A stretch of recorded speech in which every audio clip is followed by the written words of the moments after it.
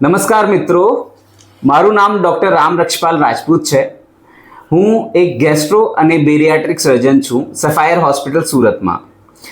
મિત્રો, એક બહુ ખુશીની વાત શેર કરવાની છે.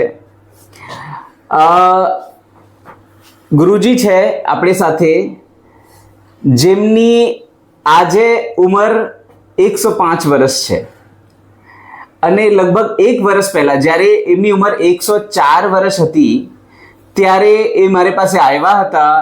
એમને ખૂબ જ એસિડિટી, એસિડ રિફ્લક્સ, રિગર્જિટેશન અને વોમિટિંગની તકલીફ હતી અને ઘણા વર્ષોથી હતી. તો એના લીધે એમને ખાવાનું બરાબર ચાલતું નથી હતું, ખાધેલું રિટર્ન આવતું હતું, એ બધું થતું હતું. એ એમના પ્રોબ્લેમ્સ વિષયમાં શેર કરશે. તો 1 વર્ષ પહેલાં આપણે એમનો હાઇટસ હર્નિયા ડાયગ્નોઝ કર્યું હતું એન્ડોસ્કોપી ઉપર, અને પછી એનો ઓપરેશન કર્યું હતું દૂરબીન પદ્ધતિથી, જેના પછી એમની રિકવરી ખૂબ સારી થઈ છે અને આજે 105 વર્ષના થઈ ગયા છે અને બહુ એમની જે તકલીફ હતી એનાથી નિજાત એમને મળી ગઈ છે.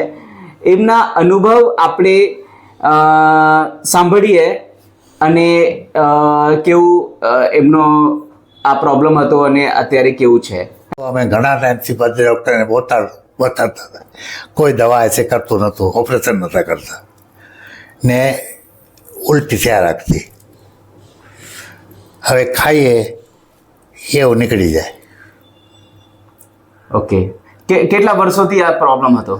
હા, ઓછામાં ઓછા 7-8 વર્ષથી હતો. 7-8 વર્ષથી આ પ્રોબ્લેમ હતો.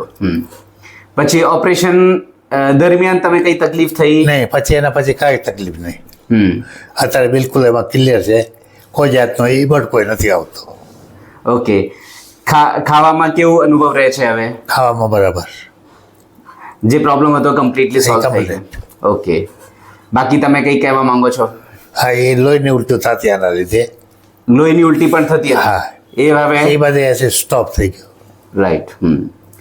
હા, અત્યારે કાંઈ એસે તકલીફ નથી. હા, ને શાંતિથી ઓપરેશન થઈ ગયો. એમાં એસે 60 ડૉક્ટરોએ એમ કીધું હતું કે 100% જોખમ છે.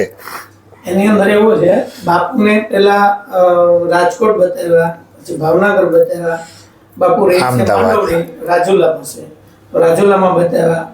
તો એ ડોક્ટરનું કહેવાનું એવું થયું કે આમાં ઓપરેશન કરવું આપણી માટે 104 વર્ષની ઉંમરમાં ઉંમરના હિસાબે ઓપરેશન કરવા માટે ના પડતા હતા.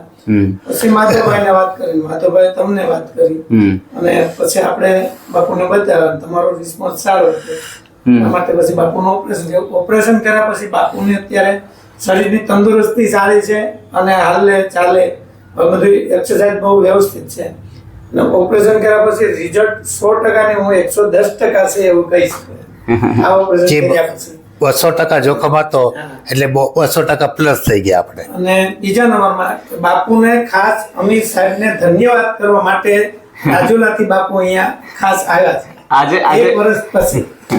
આજે એમને કોઈ તકલીફ નથી અને સન્ડેના દિવસે મને મળવા માટે અને થેન્ક યુ કહેવા માટે જ આવેલા છે. એ સાંભળીને મને બહુ ખુશી થાય. અને હવે બાપુજી જ આવે છે કુંભ મેળામાં પ્રયાગરાજ, ત્યાં 1 મહિના રૂકવાના છે અને 2 સ્નાન કરવાના છે. અને ઈશ્વર એમને ખૂબ સારી તંદુરસ્તી આપે એવી આપણી શુભેચ્છાઓ. ધન્યવાદ. જય સિયા રામ.